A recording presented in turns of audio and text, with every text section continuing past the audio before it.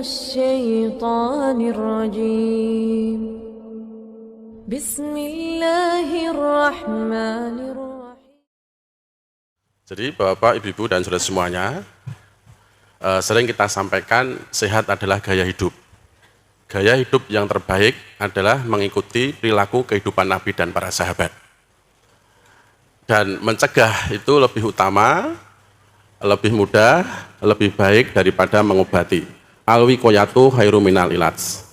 Mencegah lebih baik daripada mengobati. Jadi Bapak, Ibu, dan semuanya, kita sebagai hamba Allah punya tugas, ya, punya misi, punya amanah yang diembankan Allah kepada kita. Yang pertama adalah untuk ibadah. Wa ma khalaqtul jinna wal insa illa liya'budun. Tidak kami ciptakan jin dan manusia kecuali hanya untuk beribadah. Nah, beribadah itu juga harus sehat. Ya, kemudian amanah yang kedua sebagai khalifah fil ard. Wa id qala rabbuka lil malaikati inni jailung fil ardi khalifah. Jadi khalifah itu sering kita pahami bahwa khalifah itu adalah pemakmur bumi. Khalifah itu pengatur bumi. Khalifah itu ya pengelola bumi. Khalifah itu ya saling mewarisi dan diwarisi kebaikan dan kebenaran. Namanya pemimpin bumi, namanya pemakmur bumi itu juga harus sehat. Ya, harus sehat, harus cerdas, harus kuat. Makanya kesempatan yang baik ini kita gunakan untuk ya kesehatan. Sebenarnya Bapak, Ibu, dan saudara semuanya, tubuh kita itu sudah dirancang oleh Allah untuk makanan yang sehat. Jadi sehat itu sebenarnya dimulai dari mulut. Ya, sehat itu dimulai dari mulut. Ya ayuhanas kulu mimma fil ardi halalan thayyiban.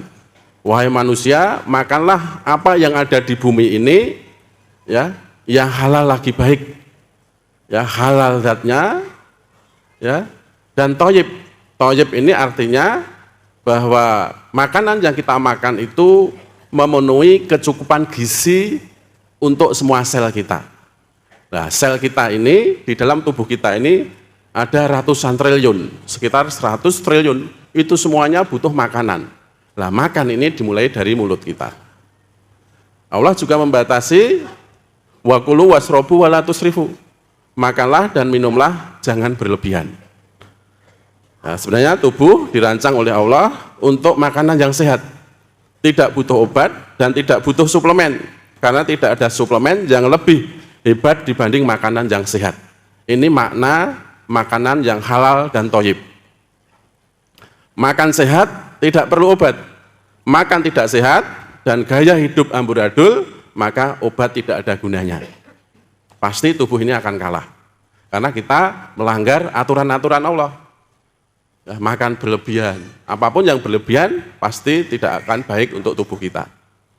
Nah, dalam kesempatan ini kita akan membahas bagaimana makan yang baik. Nah, makanan yang baik. Jadi makanan yang baik itu harus menerapkan 5J yang sering kita sampaikan. 5J itu apa? Yang pertama adalah jam makan. Jam makan, jumlah makan, jenis makanan, jurus memasak, dan jitu mengunyah, 5J. Nah, jam makan ini ya, idealnya antara makan pagi, antara makan siang dengan makan malam itu idealnya jaraknya ya 5-6 jam. Ya, pagi itu harus sarapan.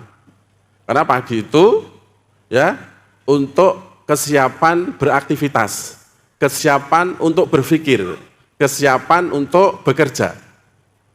Nah, sarapan pagi sangat dianjurkan. Karena memang breakfast itu singkatan dari to break your fasting. Artinya makan untuk pemulihan setelah berpuasa sekitar 10-11 jam. Kalau kita itu makan terakhir jam 7, kemudian sarapan jam 7 pagi, berarti kita itu puasa sudah 12 jam. Makan terakhir kita jam 7 malam, sarapan jam 7 pagi, berarti kita puasa 12 jam. Maka sarapan pagi itu sangat dianjurkan. Nah, misalnya kita sarapan jam 7, maka makan siangnya idealnya jam 12 atau jam 1. Karena 7 ditambah 5 ya sama dengan 12. 7 ditambah 6 sama dengan 13. Jam 12 atau jam 1. Kemudian makan malamnya terakhir. Kalau kita itu makan siangnya jam 1 jam 13 berarti ditambah 5 jam ya sekitar ya jam 7 atau jam 6 atau jam 7 habis maghrib seperti buka puasa itu. Ini jam makan. Kemudian jumlah makan. Jumlah makan itu porsi makan. Sebaiknya tadi tidak berlebihan. Jumlah makan itu kulu wasrobu wala tusrifu. Makanlah dan minumlah, jangan berlebihan. Nah, idealnya Bapak, Ibu, dan saudara semuanya, dulu kita mengenal namanya 4 sehat 5 sempurna. Kemudian diganti lagi gizi seimbang. Nah, akhir-akhir ini diganti juga dengan istilah piringmu. Istilah piringmu itu jumlah makan dan porsi makan. Nah, idealnya porsi makan itu, jumlah makan itu, jadi kalau satu piring itu separuhnya adalah sayur. Ya, sayur separuhnya. Seperempatnya adalah nasi. Seperempatnya lagi adalah lauk. Nah, lauk ini dibagi 2, lauk hewani dan lauk nabati. 1/8 lauk nabati, 1/8 lauk hewani. Ini porsi makan, jumlah makan. Kemudian jenis makanan, ya, jenis makanan yang sering kita sampaikan itu minimal harus memenuhi 4 faktor. Harus high fiber, artinya tinggi serat. Serat itu banyak di sayur, banyak di buah. Kalau kita itu satu piring itu separuhnya sayur, itu sudah memenuhi. Karena sayur itu juga ada karbonya. Ya, karbonya. Namanya karbo fruktosa. Buah juga ada karbonya, namanya karboselulosa. Selain high fiber, tinggi serat, yang kedua adalah low fat, rendah lemak. Ya, makanya santan, minyak, dan lain sebagainya kita kurangi. Kita kurangi saja, masih boleh. Yang penting tidak berlebihan. Ya, kemudian yang ketiga adalah low karbo, rendah gula. Makanya termasuk nasi tadi hanya 1/4. Itu sudah memenuhi kecukupan gizi. Nah, jenis makanan ini, Bapak, Ibu, dan saudara semuanya, ya, hindari makanan dengan 6P. 6P itu apa? Ya, mengurangi 6P. Jadi zat pengawet, zat pewarna, zat pemanis, zat perasa, zat pengenyal, dan zat penyedap. Mengurangi 6P. Kemudian juga sebaiknya juga mengurangi makanan-makanan yang junk food, fast food, ya, mungkin bersoda, yang sudah mengalami proses food, ya mungkin, itu semuanya kita kurangi. Karena yang namanya proses food, misalnya botolan, kalengan, kotaan, kemasan, itu semuanya ada zat pengawetnya. Nah, zat pengawet ini kalau kita makan berlebihan, tidak akan menyehatkan tubuh kita. Kemudian J selanjutnya, ya, jurus memasak.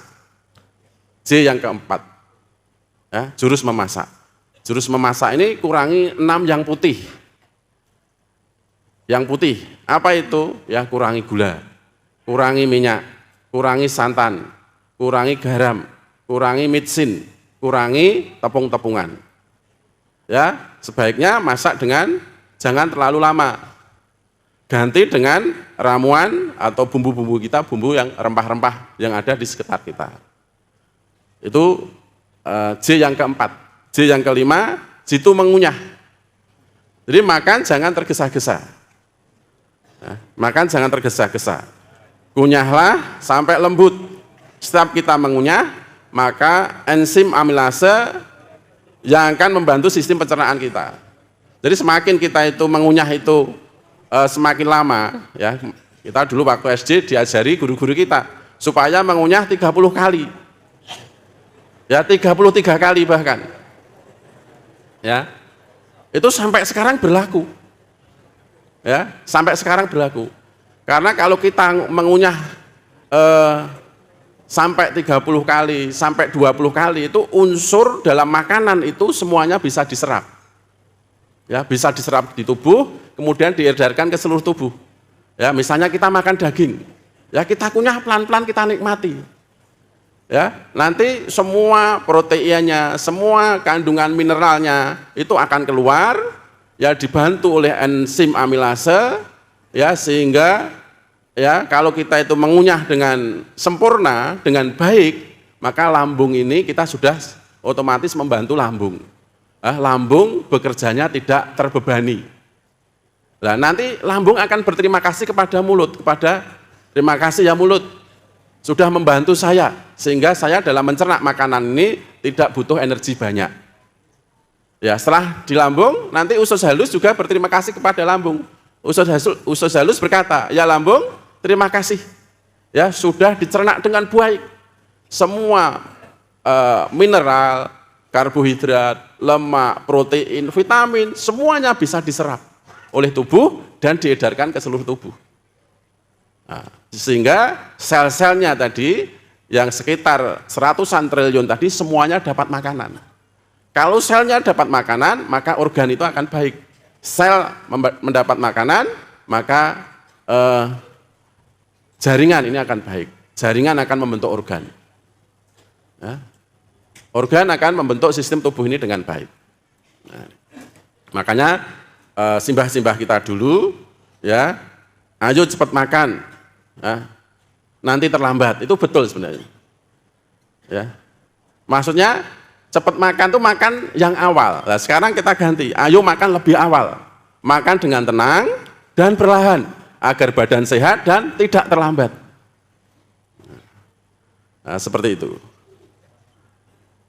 Ya, jadi kita semuanya harus jadi pemenang. Jadi Bapak, Ibu-ibu dan semuanya, sekarang ini rumah sakit itu penuh orang sakit. Mau cari kamar pun harus antri. Ya, harus antri. Ya, di UGD 4 jam. Karena antri untuk mendapatkan kamar. Ya. Di UGD sampai 5 jam. Sampai setengah hari. Karena bangsalnya belum ada yang pulang, harus antri. Nah, kita semuanya harus jadi pemenang. Kita harus jadi pemenang. Kita harus bisa melawan, harus bisa menguasai, bisa mengendalikan, dan harus menang melawan musuh kita. Musuh kita siapa? Ya, penyakit degeneratif. Ya, penyakit degeneratif itu seperti hipertensi, ya, serangan jantung, stroke, diabetes, pengapuran sendi, kanker, Parkinson, autoimun, pikun, dan lain sebagainya. Dengan apa melawan musuh kita itu? Dengan 8 obat alami. Dulu sudah kita terangkan. Ya, dan menerapkan 5J ini. Ya, 5J. Jam makan. Yang kedua apa? Jumlah makan. Yang ketiga, jenis makan. Yang keempat, jurus memasak. Yang kelima, ya, jitu mengunyah. Jadi mari kita harus dapat menjaga mulut kita, jamu, dapat menjaga hati kita, jati, dapat menjaga diri kita, jari, dapat menjaga gerak kita. Insya Allah dengan ikhtiar insani, dengan ikhtiar ilahi, pertolongan Allah akan sampai dan insya Allah kita akan sehat walafiat.